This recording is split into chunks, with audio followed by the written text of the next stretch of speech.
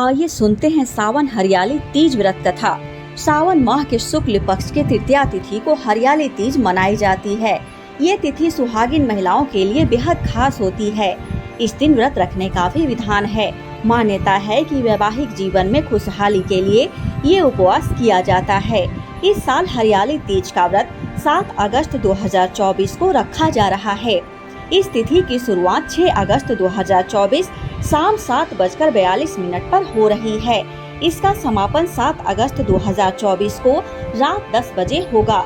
इस दौरान ऋग योग, शिव योग और रवि योग का भी निर्माण हो रहा है। ऐसे में पूजा पाठ और व्रत रखने से सौभाग्यवती भवा का आशीर्वाद प्राप्त होता है।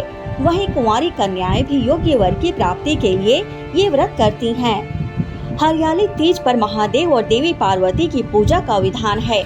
मान्यता है कि जो भी महिला इस दिन शिव पार्वती की जोड़ी की पूजा करती हैं, उसके जीवन में हमेशा सुख समृद्धि बनी रहती है। इस व्रत में पूजा के साथ साथ कथा सुनने का भी विधान है। कहा जाता है कि हरियाली तीज का व्रत कथा के बिना अधूरा होता है। ऐसे में आइए कथा के बारे में विस्तार से जान लेते हैं।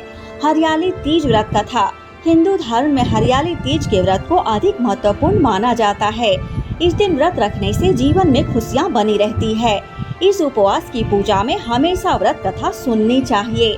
हरियाली तीज व्रत की कथा को लेकर ऐसा कहा जाता है कि एक बार महादेव देवी पार्वती को अपने पूर्व जन्म की याद दिलाते हुए उन्हें कहते हैं कि हे पार्वती, तुमने मुझे पति के रूप में पाने के लिए कई वर्षों तक कठोर तप किया। साथ ही तुमने अन्न और जल का भी त्याग करा।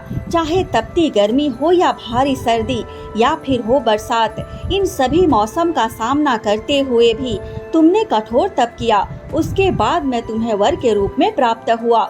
इस कथा को सुनाते हुए भगवान शिव आगे कहते हैं कि पार्वती, एक बार नारद मुनि तुम्हारे घर पधारे थे।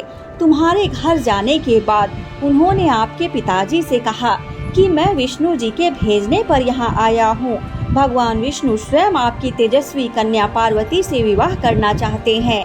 ये बात सुनकर पर्वतराज खुश हो गए और उन्होंने शादी के प्रस्ताव को स्वीकार कर लिया।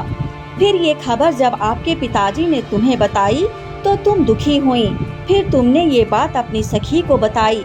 तुम्हारी ये गाथा सुनकर उसने तुम्हें घनघोर जंगल में तुम्हें तप करने की सलाह दी। फिर अपनी सखी की बात मानकर तुम मुझे पति के रूप में प्राप्त करने के लिए जंगल में एक गुफा के अंदर रेत की शिवलिंग बनाकर तप करने लगी। इस दौरान तुम्हारे पिता पर्वतराज ने पूरी धरती और पाताल पर तुम्हारी खोज की, लेकिन तुम उन्हें नहीं मिली। दूसरी ओर तुम गुफा में सच्चे मन से तप करने में लगी रही। फिर सावन मास के शुक्ल पक्ष की तृतीया तिथि पर प्रसन्न होकर मैंने तुम्हें दर्शन दिए। तुम्हें दर्शन देने के बाद तुम्हारी मनोकामना को पूरा करने का वचन देते हुए तुम्हें पत्नी के रूप में स्वीकार कर लिया। इसके बाद तुम्हारे पिता भी ढूंढते हुए गुफा तक पहुंच गए। आपने अपने पिताजी से कहा कि मैं आपके साथ तभी चलूंगी जब आप मेरा विवाह शिव जी के साथ करवाएंगे। तुम्हारी कठोर तपस्या और हट के आगे पिताजी की एक न चली। उन्होंने ये विवाह करवाने के लिए हामी भर दी। कथा को सुनाते हुए भोलेनाथ ने कहा कि श्रावण तीज के दिन तुम्हारी इच्छा पूरी हुई और तुम्हारे कठोर तप की वजह से ही हमारा विवाह संभव हो सका। तभी से ऐसी मान्यता है कि जो भी महिला श्रावणी तीज पर व्रत रखती हैं, उसके वैवाहिक जीवन के सारे संकट दूर हो जाते हैं। साथ ही सभी मनोकामनाएं भी पूरी होती हैं। जय शिव शंभू, जय माँ पार्वती की।